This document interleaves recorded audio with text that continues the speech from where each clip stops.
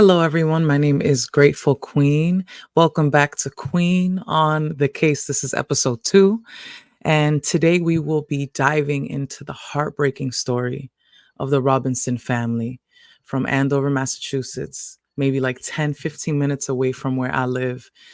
A family whose tragedy shocked the community and also left behind way more questions than answered.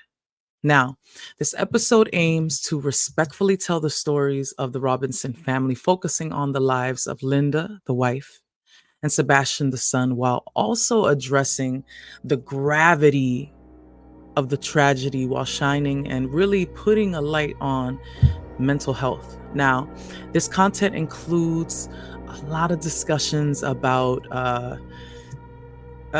schmurder and suicide, which may be distressing or triggering for some viewers. And if you feel that this topic is not suitable for you, triggers you, disturbs your spirit, please consider logging off or just skipping the content, and your well-being is important. Take care of yourself, and I hope to see you next time. Please stay safe.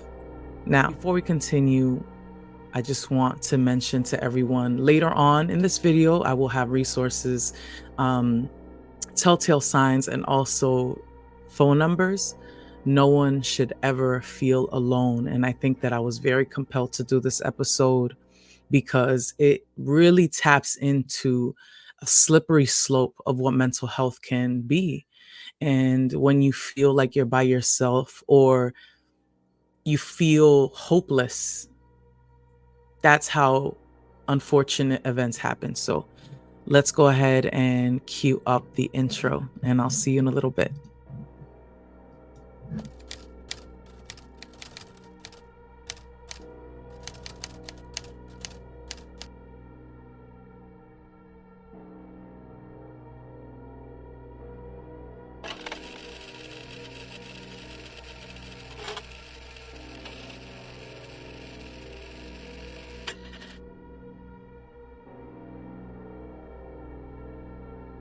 And we're back. Now, I wanted to switch it up. The last episode was crime that happened in Lawrence. Now, this one happened in Andover, so I wanted to give some demographics for perspective. So, Andover, I got this information from the 2020 census, consists of 36,363 residents, which kind of surprised me. I'm not going to lie. The average age is 42. It's a very, very affluent town where the household income is 178,000.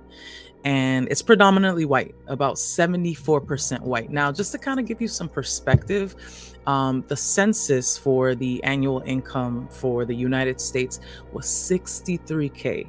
So if you look at that, that's literally almost 3 times the income, just to kind of give you perspective of what we're talking about. Now, let's get into what happened. On February 9th, 2023, Andrew Robinson made a chilling 911 call that would mark the end of his family's life as we know it. Now, let's take a second to unpack the story. Andrew Robinson was found to have shot his wife, Linda Robinson, and their 12-year-old son, Sebastian, before turning the gun on himself. The tragedy unfolded in their home on Porter Road early that morning. Andrew, who had been struggling with depression and insomnia, losing sleep, not being able to sleep, he legally owned a firearm, used, but his license had expired over a year earlier, so it was not technically valid. And I have the prevention hotline number a little later on, because I want to talk about mental health, and we'll talk about that. But let's back it up for a second. So let's look into the lives of Linda and Sebastian. Their story is one that deserves to be told beyond the headlines. You know, especially when it's true crime, it's really easy to get harped up on, what is the dramatic one, or the horror or the gore or whatever. But I want to take a moment to acknowledge and give some light onto their lives. So Linda Robinson was more than just a name. in this story. She grew up splitting time in the US and in Canada. And she actually graduated from Lynn English High School. So she was an active member of the drama club and the math team. She then attended Merrimack College, which is also in Andover, earning a degree in accounting. So she was there for a long time. Linda's life was a blend of creativity and practicality. She first worked as a model, hey, gracing pages and runways before transitioning into that career of accounting and human services that she had gotten from Merrimack College. Now, for over 30 years, she made Andover a home. So not only did she go to college there, but she ended up making that her community, and that community loved and she served. Her friends later on went on to describe her as gentle, loving, and beautiful, but most importantly, a devoted mom. Her pride and joy was her son. By all accounts, that was her only child, and she poured all her love and energy into raising him and embracing motherhood as her greatest achievement.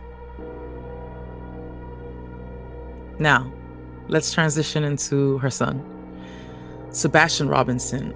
He was a bright, compassionate young boy who loved literature even at that early age, animals, and music. So much so that at just 12 years old, he was already making a mark as a cellist in a string ensemble at St. John's Prep in Danvers.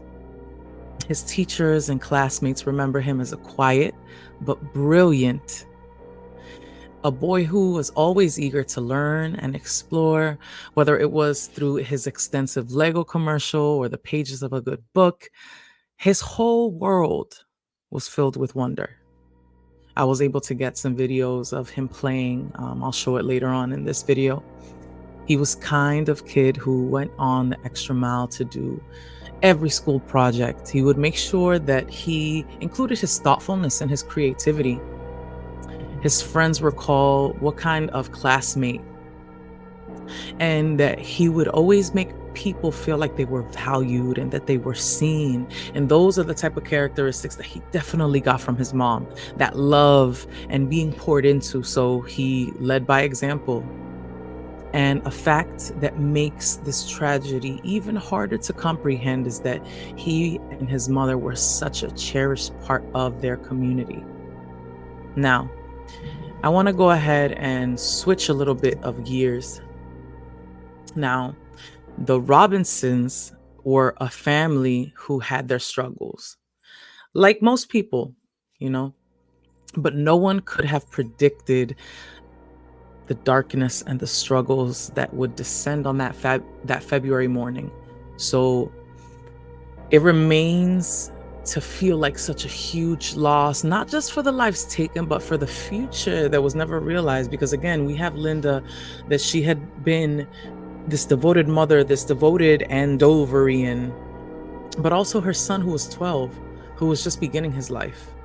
Authorities continue to investigate, but as they heard from officials, we may never fully understand the why behind the Census Act, but it reminds us, stark reminder at that these silent battles that we're fighting sometimes end up in unimaginable ways.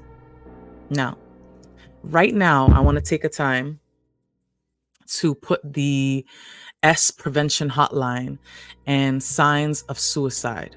Now, please pay attention. Ooh, I almost knocked down my mic. Please pay attention to these signs and others and yourself if you're having a rough time. Isolating yourself is the first thing that one wants to do. I could speak for myself. I feel like my issues are my issues, right? And I don't want to spread that, but that creates that isolation. That creates us being separate from everyone.